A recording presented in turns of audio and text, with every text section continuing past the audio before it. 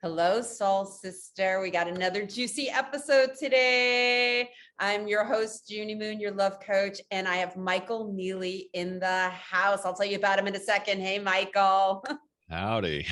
I'm a little nervous today having you. Michael has been my mentor.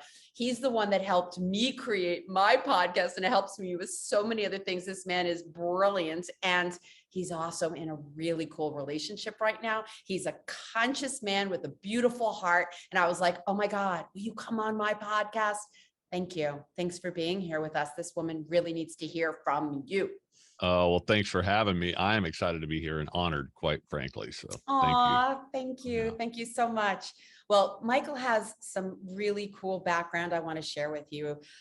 He is a former professional actor and medieval knight. Yes, I've seen pictures with him on a horse. And he turned into speaker, mentor to visionary solopreneurs, and is the international bestselling author of Zero to Launch Podcast Accelerator. And he's also the founder of the Authority Academy. And he trains and supports heart-centered entrepreneurs. Like I said, he's supported me and has helped me. And I cannot tell you how amazing this man is. And who he's helping is professional speakers, virtual summits, getting published, and designing and hosting podcasts for people that really want to get their message out there, that want to grow their business and expand their audience. He knows how to do that. And I am so grateful because guess what, Michael? I just found out today that I'm in the top 3% on I can't remember the name of the, podcast world. I don't know. Fantastic. Congratulations. Yeah, thank you. What was really interesting, and too bad I didn't get the picture this morning.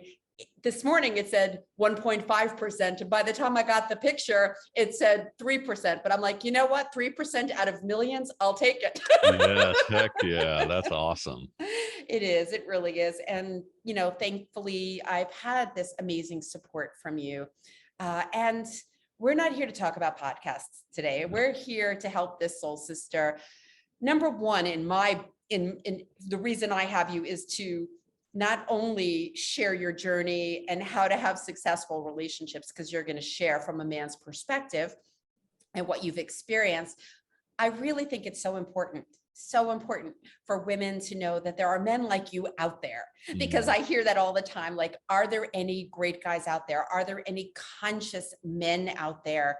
And that's one of the things I really want to honor you for right now, for all of that, because you are that kind of man and you're a very special person. And sadly for you, soul sister, he just got scooped up, but he was out there. Yeah, that's right. So we're talking about how to find the right one, not just Mr. Right Now, but the right one. And so I'm curious, let's just start off with, actually, I'd like to ask you a personal question, which is, how long have you been single? Oh, how long have I been single, like between the last relationship and this one, or yeah. How about let's go there. Okay. All right. Yeah, right. Because we do have spurts, don't we? Yeah, exactly. And hey, and I'm just going to be real upfront. I've been married 3 times. So some could look at that and go, well, you must not be very good at it. But I look at it and go, I learn from each relationship. So whether it's a marriage or even just a regular relationship, you learn from it. And the last gap, I split up with a partner in March of 2020, right about the start of the pandemic. And then officially, I guess it was March of 2022, right around there. It actually started in February, but so 2 years, basically. Yeah. I'm glad you brought that up and that you were transparent about that too, because it's how we look at things. And so many women, I shouldn't say so many women, but people might go, red flag, oh my God, 3 marriages.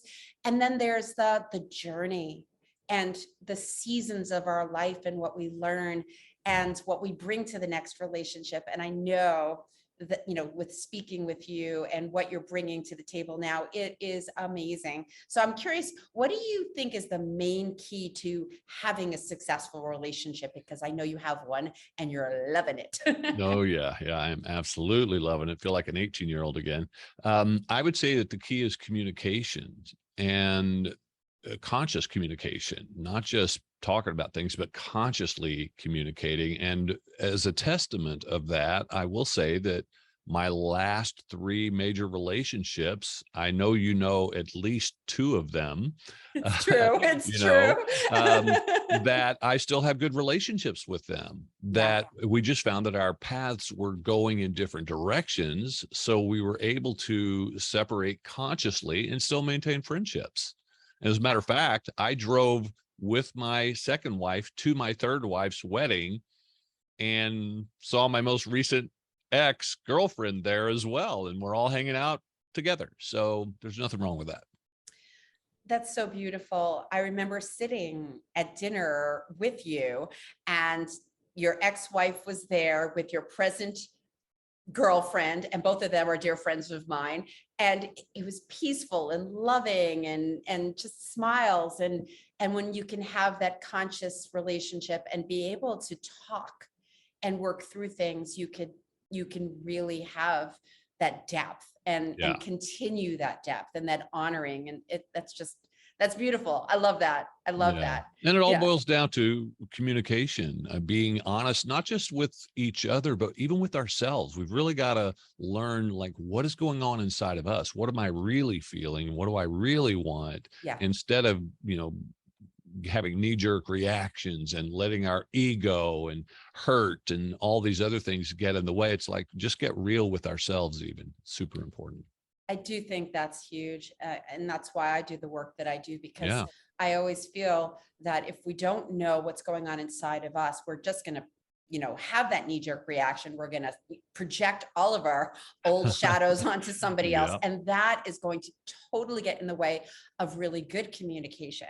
But when we can really own our side of the street and really come home to our own hearts and know how we tick and what scares us, because at the end of the day, life throws curveballs and we do hit vulnerable moments in our personal life, in our partnerships, and being able to go, honey, I'm feeling some things here. Can we have a chat without making the other person wrong or feeling like, finger pointing, all of that stuff that makes people want to just go, oh gosh, I'm going to react and be defensive now. Like, if we can sit in the fire and go, ouch, and be able to connect in that way. Whole different ball game, right? It really is. Yeah. It makes all the difference in the world.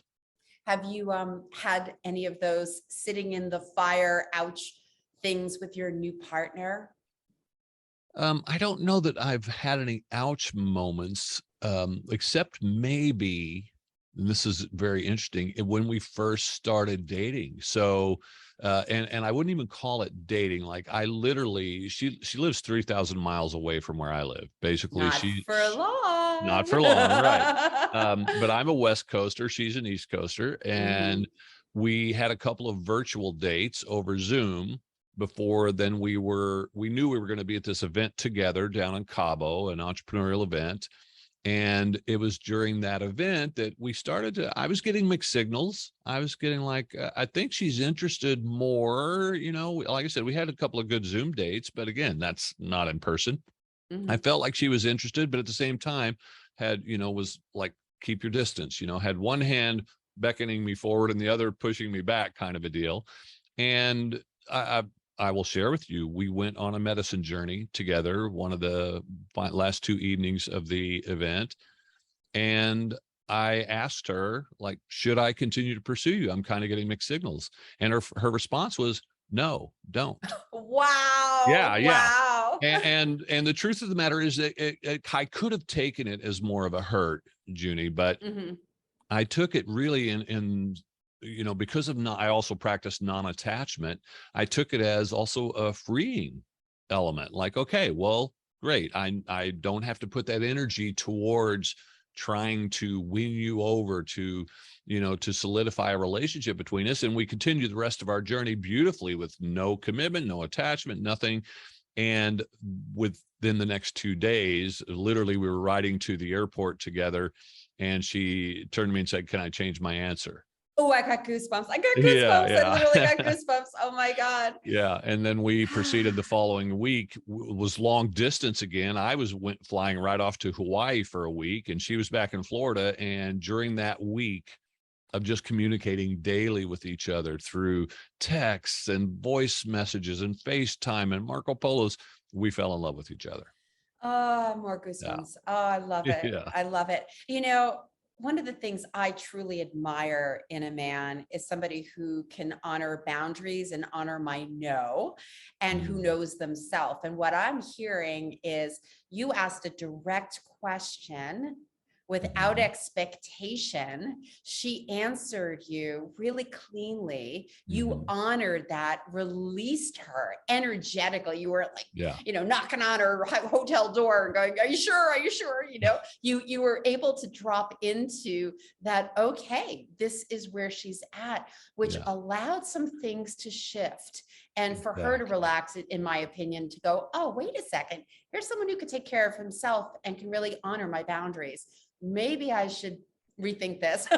You nailed it. You nailed it, Junie. I mean, that's exactly what happened when she realized that I wasn't the kind of guy who was just going to go. Because, I mean, think about it. If someone's got a commitment to it, or if they let their ego get in the way, some guy might have responded to that with like, well, why not? What's wrong with me?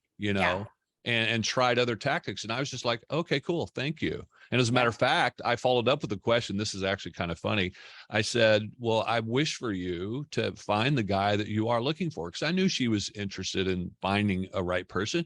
And I said, so who is it? Who are you wanting to call in? Can you describe this guy?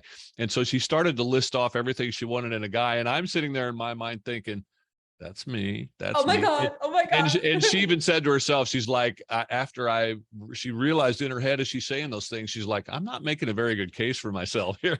So, oh my God. Not only am I getting goosebumps, but my hands are clammy. I'm just like, wow, that's an amazing story. Yeah. And what I just got out of that also is curiosity. It's not, I'm going to put on my ego onto you and my, oh, what's wrong with me? And don't you see what I'm bringing to the table? And let's see if I can change your mind, to tell me more. Yeah. And for you to be able to hear that, I love that. Oh my God, I love that. So great. So, one of the things people also talk about a lot is manifestation practices. Like how do you, you have this idea of who you want, and hopefully it's more than an idea, that you actually really, you asked her, what does he look like? And so hopefully the soul sister, you're listening, you've got a really clear picture of your ideal lover, who you really want to call in. What kind of practices or things you did to have her come into your realm? Well, I would say there's a couple, Junie Moon. I love this question because it makes me even look at it more deeply. One was that I had created a list of what I expected to find in an ideal partner. It's kind of like a manifestation list, if you will. And I had the things that were must-haves, the things that were deal breakers. That's like, if it's this, then there's no way. And then there were the things that would have been nice. And creating that list, and one of the things I can say as well is that having been, like, we can take previous relationships and look at, well, what did I not like about that relationship, or what didn't work? And that helps us to really fine tune that list and be specific with it and not to settle. So I think that was important, that I had this list. And then literally when we shared our list afterwards, and she had a list too of what she was looking for, when we shared them afterwards, it was so interesting how every box was ticked. It was, and then some, and we also got extra bonuses, but that's just the list piece. The other part was, and this is twofold, is one is commitment versus attachment. Okay, there's this piece there, and some people get attached to a result, and I was not attached to having a relationship with her, winning her over, if you will, but I was committed to it. And so when I first met her in person, prior to these Zoom dates, first time I'd ever met her in person, even though we knew each other online because of working with same people and in circles, I was about 260 pounds, pushing 260 first time I met her. And part of when I met her, I knew that I was starting to be interested, but I wanted to make sure that who she was in person matched who she was online. number one. And when it did, and I loved her energy and everything, I made a commitment then, notice commitment, not attachment, that like, I'm going to see where this can go. And so I knew that we were going to be seeing each other in February. This was November, by the way. So November, December, January, February, I lost 40 plus pounds in preparation for that, because part of this is a key too. I think it's really important when you make a list of what it is you're looking for. For me, it felt like I need to be worthy of that as well. And so not that I have any feelings of unworthiness, but if on your list, as an example in mine, I wanted somebody who was fit and took care of themselves. And I'm like, okay, it's kind of hypocritical to ask for that and not do that for yourself too. Yeah. Yeah. And so I really just got into taking care of myself. And so that when we met in February, the door, it was a better opening for that to happen. Does that make sense? It totally makes sense. And I don't know if it was you or someplace else that I just heard it. When you make your list, you better be that. Be that. Yeah. And I'm in that place too. It's interesting because I just shifted my relationship status.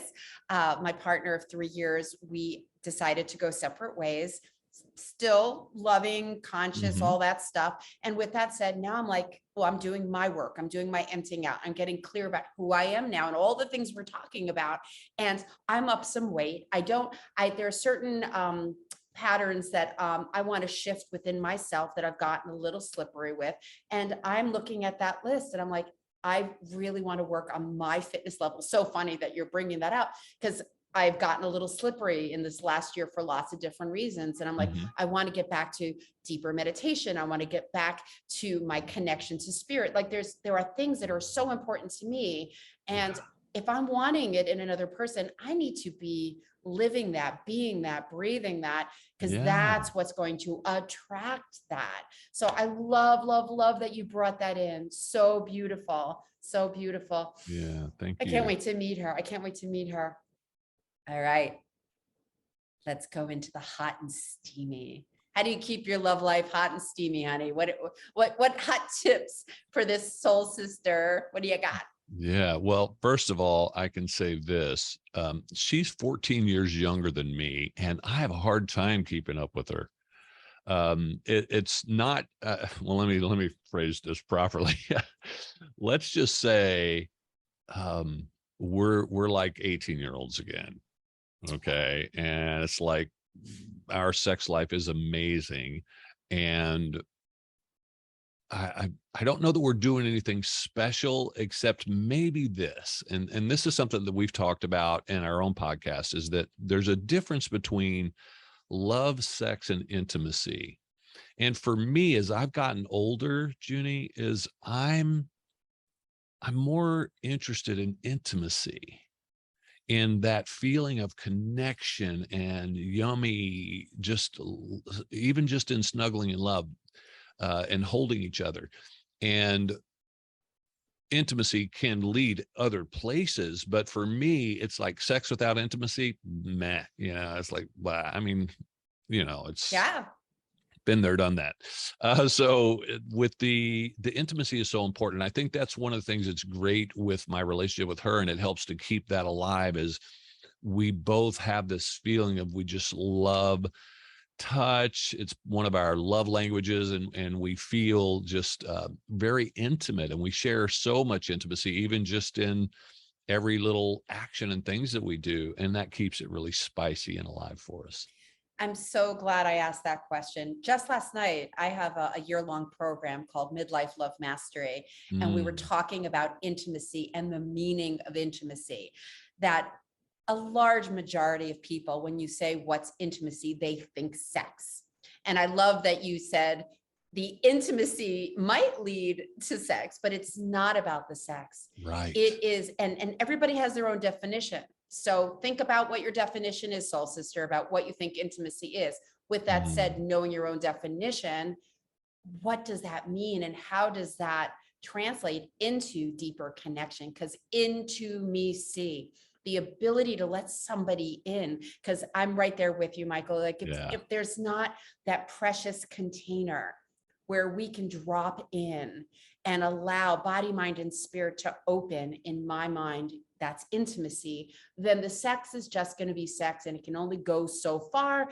And in my personal opinion, will lose its steam because it's missing the intimacy. So I love, do you want to add anything to that, or? Yeah, I do. I want to add that another piece that, as you're saying that cropped up into my head, that we've really put into practice for ourselves. And this has been something that I brought into the relationship because I've been practicing it for a few years now. And that is to avoid objective-based sex. Okay, so when we think about sex, especially for guys, maybe less so for women, I can't speak for the women out there, but definitely for men, it tends to be objective based. I'm going for the orgasm, the ejaculation. And when we let go of that, let me just put it in my terms. When I let go of that, and there is no end game, there is no, we're striving towards something, then we can just be fully together with no particular objective and just enjoying each other. The sex just becomes so much more delicious, and the intimacy more deep. So I think that's an important aspect, that if we can let go of there being some objective and practice that, because it does take a little bit of practice to, just go, hey, slow down. We're not going anywhere. We're just here together. For me, I'll since we're talking about the big O, when I feel like there's the goal, when I feel like my partner is like, we need to get you to that place, I'm not able to relax. Right. I feel like there's like the, tick, tick, tick, tick. And I better get this show going. And of course, if I'm in my head, I am not in my pleasure. Right. Yeah. And so I miss out in the moment. And so again, when we have a safe container with a partner that we can connect with and have that intimacy, we can truly show up for each other and enjoy the journey, whether you have an orgasm or not, because at the end of the day, it's that ecstatic flow of energy together, whether there is one or not. And that's another reason why I didn't know we were going to go here, but I knew that you are this type of person that that is connected to this beautiful realm of intimacy. I just love it. Thank you. Another quick question. What do you find people tend to get wrong in relationships? I mean, you had 3 marriages, you dated a bunch. What might you say is, one of the things? What's one of the things? Yeah. Well, I don't know that I can narrow it down to one, but let me just pick 2. I think one is similar to what we're just talking about with sex, is to be careful of objective-based concepts in general.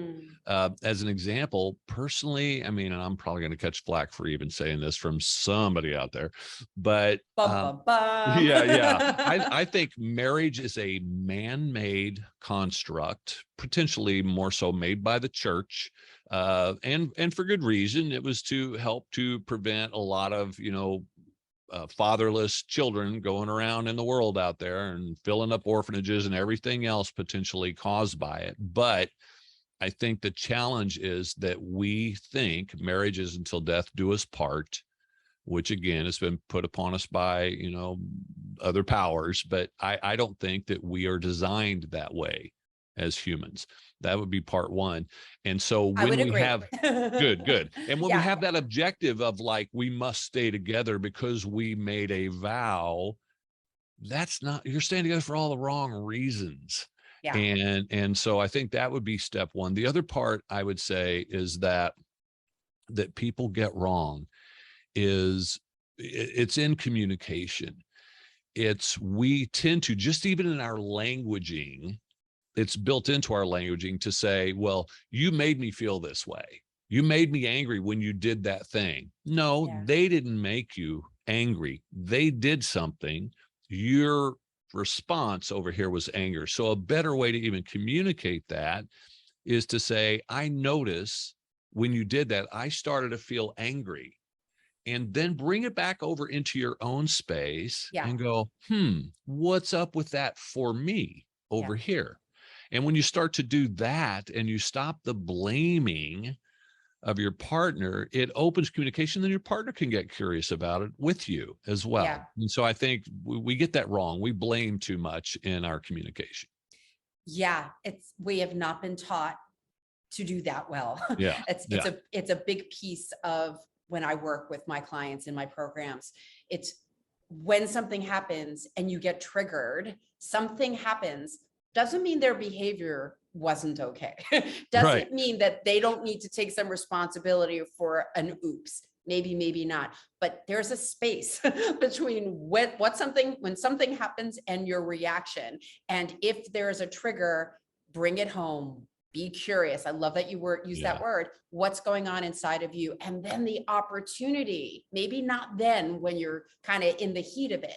The opportunity is to go, honey, yeah, this is what just happened. And this is what's kind of going through me. I'd like to share what's going on inside of me. It's not about them. And the beauty is then they can hear versus you going, you did this to me, because then they have to go, well, I didn't do it. And then they get defensive and then communication's out the window. So I love that we keep talking about communication, because really this is the gold here. This is the gold, is how to create a safe container to be you, to relax, to take responsibility, and that brings you together.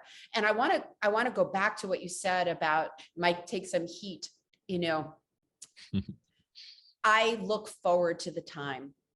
It's happening. It's going to probably not be in my lifetime, but who knows? I look forward to the time when we look at the first part of our life, that first marriage with the kids and building the building our careers, and whatever that first 20 years from 20 to 40-ish is, that we go, okay, that's the first relationship. That's the first marriage, if that's where you went. And then there's this smooth shift into the second half, or maybe the third half.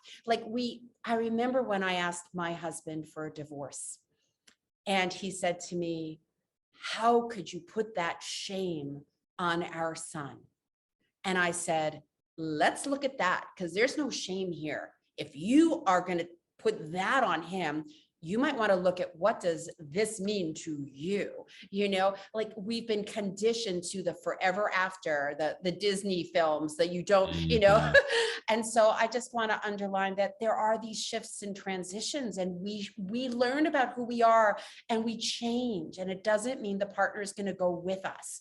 And hopefully we can have that communication so we can do it gracefully while we shift. And that's what just happened with me and my partner. There's no animosity. We had to go through some of our ouches around the transition, but there was love and honoring of the shift. And it's exciting for both of us. It's exciting because we know we needed to do this.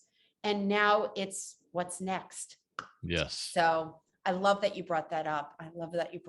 It's a relearning. It's a relearning. It really is. And sadly, society puts this stigma onto divorce as a failure. Yeah. And what did you do wrong? BS. Yeah. It's total crap. It means you figured out that along the lines, you both grew apart. You decided you wanted other things. Divorce is not failure. It's actually, I think, a smart next move to go in a different direction. Yeah. And I'm also thinking, which is another completely different topic, and we're not going to do anything with this right now, but I'm just thinking how you and I are the same Enneagram, and we're sevens, and we're both like, we have this positive outlook on like, what's next, what's possible. And I also think we're pretty well balanced people, you and me. And I just love that reframe, because not most people, but people get that message that something went wrong. Look, let's be real. Sometimes there's some pretty bad things that happen in relationships that have to end. And overall, it is what we're talking about. So Krista is your love, your sweetheart, and you guys are doing something special in the mornings. And it's G-rated. Well, the things that are a little on the X-rated, we could talk when we're off the podcast. But there's something you wanted to share with the Soul Sister that you guys are doing that they can participate in too. Yeah, well, one of the routines that we started doing together that we really enjoyed was getting up together in the morning, and after, quite frankly, most of the mornings, a little lovemaking session before going out, even for our coffee. And then we go for our coffee and we would sit down and we would have a great conversation, just relaxing over coffee. And at one point, I was like, these conversations, people may be interested in tuning in on these. We should maybe consider recording these and start a podcast. And so we did, and it's called Mornings with Michael and Krista. And we talk about love, intimacy, sex. It's totally unfiltered, no guests. We don't really do interviews there. It's just us talking about a topic. And so we'll dig into these different elements and share our stories and our experiences. And we just love doing it. And we're releasing it 3 days a week, every Monday, Wednesday, Friday. And I've listened to it and I've loved it. It is so real. It's so authentic. And I love how you guys dance together with your conversations. So we'll put the link in the show notes for you to find the Mornings with Michael and Krista, so you too can listen. Thank you, Michael. Thank you for sharing all the different nuances of how to have healthy relationships, how to keep them steamy, and the important components to actually calling in your next level love. I've loved this so much. Thank you. Thank you, Junie. And I do want to end on one other little note here that's interesting for me, and especially probably for your soul sister listening right now, is that I thought, in moving into this next phase of my life, being an empty nester now, my son is off at college, I thought I'll just find a partner who I can go on an occasional date with or anything. I wasn't even looking for a love of my life, if you will, but I did have my list. And I got so much more than I bargained for. It's amazing. And like it's turned my world upside down in so many ways. And as you know, I mean, heck, here I am uprooting and moving across the country to live with her. And so, yeah, it can happen even at my phase of life. For me, I am like, wow, I feel like a teenager again. It's awesome. So good. So good. Thank you so much for sharing your time. Soul Sister, that's our episode for today. I know you got some huge insights, and it's so nice to hear from a man and his journey, and this particular type of man who's done some solid work and has learned how to have these types of beautiful relationships. And if you haven't liked and subscribed to the station yet, please do share it with your soul sister. Think about one soul sister right now that's single who could really benefit from this message that you heard, and share it, because this is how we're able to reach more people and support more people. All right, that's it for today. See you next week. Mwah.